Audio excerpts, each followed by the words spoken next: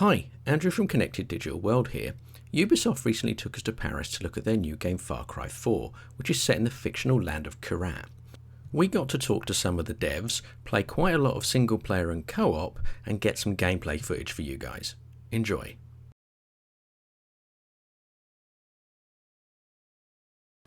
So, thank you for joining us. Yeah, thanks for having me. Would you like to introduce yourself and tell us your role? Yeah, my name is Phil Fournier. I'm production manager on Far Cry 4. So tell us a little bit about what your role is. So my role as a production manager is to make sure that the creative people let us know in terms of production what the game should be, what the game should be like, and then it's up to us to really define key dates, key milestones, the achievements that we want to make for that game and for the vision that Alex or other creative people on the team are giving us. So really it's a matter of scoping the game, making sure that the team understands what they have to do, when they have to deliver it, and right now it's in the final stages. It's just about closing it. And you did some interesting research for the game, didn't you? Tell us about that. Yeah, we did. Actually, it was pretty much a year ago.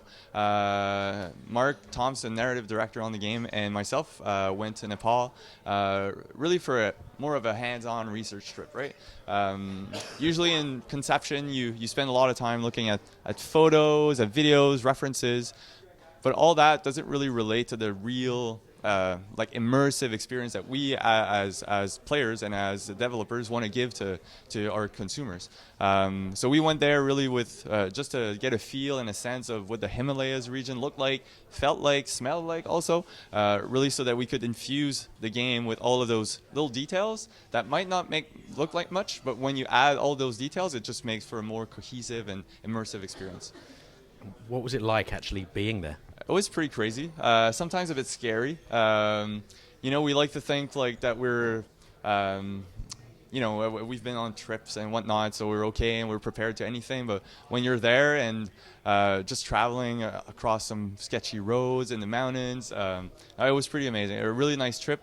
We met a lot of interesting people also that really we could get info and put into the game. So yeah, it was a great experience overall. I think for us, at least for me, if we were to make another game somewhere in another location, it's definitely something I would repeat. It just helps us to really ground our game in the real world, which is great.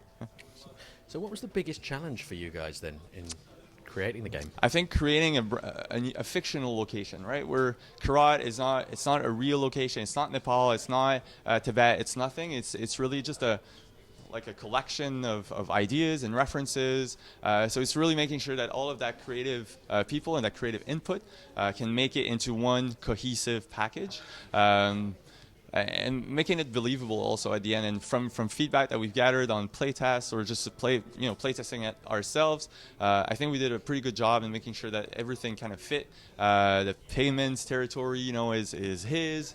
But yeah, that's really the biggest challenge. It's a whole loop of creating a new religion, language, a culture, and all that sort of stuff. And even with Shangri-La that you've probably seen at Gamescom, we've really created like even a backstory and the lore and the like myth and legend of that country. So yeah, pretty interesting. Okay. Do you want to tell us a little bit about the story of the game? Yeah, story. Basically, you're in the shoes of AJ Gale, half American, half Kirati. He takes his mother's ashes. Like her dying wish is for you to bring her ashes into Kyrat. But really, the story is less about AJ, but more about the player and his player choice. AJ is more like the vessel in which you'll see, like he's like your tourist guide almost. But really want a player to express themselves in either the choice, the vehicles they will take, the approach in different outposts and bell towers, even playing co-op. So yeah, it's really all about player choice and their experience and the anecdotes that are going to come out of that, more than about a specific person. Okay. You say about the choice. I mean, obviously, I've been playing it, and there was one particular part where I was asked, did I want to help this person or that person? How much of an effect on the rest of the game does that have? Well, what we did after Far Cry 3, we realized that the open world was really given, it's that water cooler moment. The next day you come into the office or at school and you're like, yesterday I killed a rhino and this and that happened. And we noted that in the open world, that happened all the time. And missions, they were a bit more linear on Far Cry 3. And we really wanted to give a bit more of that openness and that randomness, I'd say, into the mission and storyline. So you'll get to some points where you need to either choose to help a person A or person B, and that will definitely have a consequence on the future missions, depending on whether it's objectives or the narrative or whatever. So that way you kind of get to have an impact on the narrative and the linear, not the linear structure, but the story structure of the game. Let's talk a little bit about co-op. How does it work? Co-op is really, for us, it's a big sandbox, right? Like it's a massive world filled with a bunch of activities and a bunch of tools. And one variable that we wanted to be able to not tweak, but to put more randomness and more of that craziness in the world was to bring a friend. So you can go in, invite a friend over.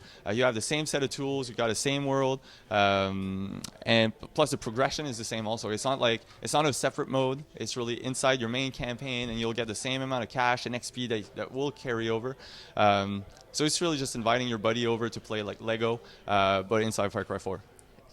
And we can't obviously talk about the story and the character we play without talking about Pagan Min. So tell us a little bit about him and his background and who is he? Yeah, Pagan Min, he's a really interesting character. He's the kind of guy that, let's say you meet him at a bar or something, he's going to be that charming person. He's going to want to be your friend. And then he might just steal a bit of money out of your pocket or like get you to do something. So he's got a bit of that evil, friendly charm. And he's like super charismatic. He's the type of villain. We wanted to explore a different type of personality and different type of villain.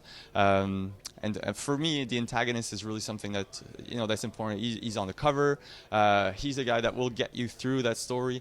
And ultimately, you'll get it's the player choice will lead you to how you want to deal and how you're going to meet with Pagan Min. So there's lots of side quests and missions. Yep. Do you want to tell us how they work and give us a couple of examples? Sure. So side quests, basically, as you progress through the open world, you'll unlock outposts, radio towers, bell towers, and those will unlock new and different side quests.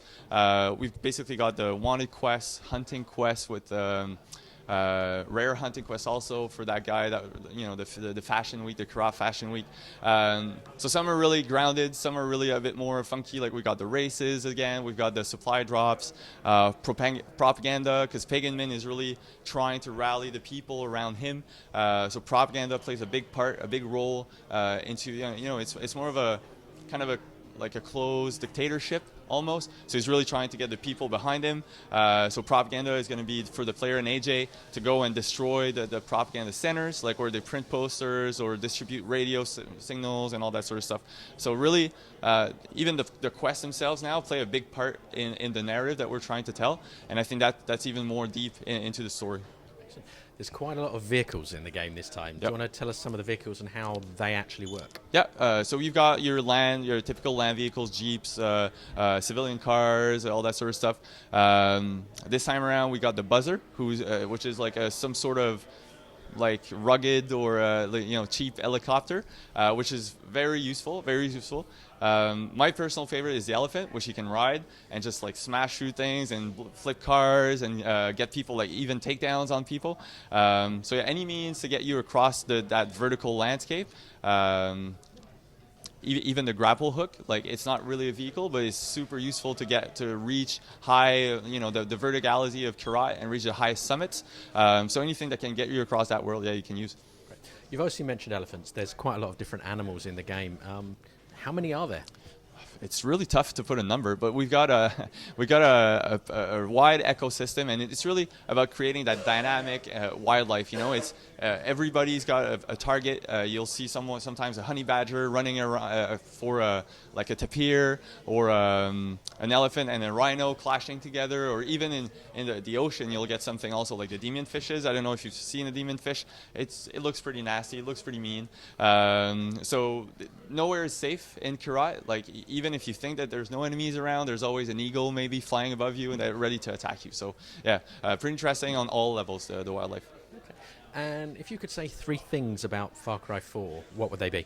I think I'd say Karat as the star of the game. So expansive world, a new location, snow, all that sort of stuff. Pagan Min, obviously, like interesting antagonist. And I think player choice, in general, like player choice to me is really the key feature. Player choice encompasses co-op also. So yeah, player choice, Pagan Min, and Karat. Perfect. Thank you very much for your time today. Thanks. Thanks for watching. Why not subscribe to our YouTube channel by clicking on the link on the screen now. And we've also got some brand new PS4 gameplay for single player and co-op.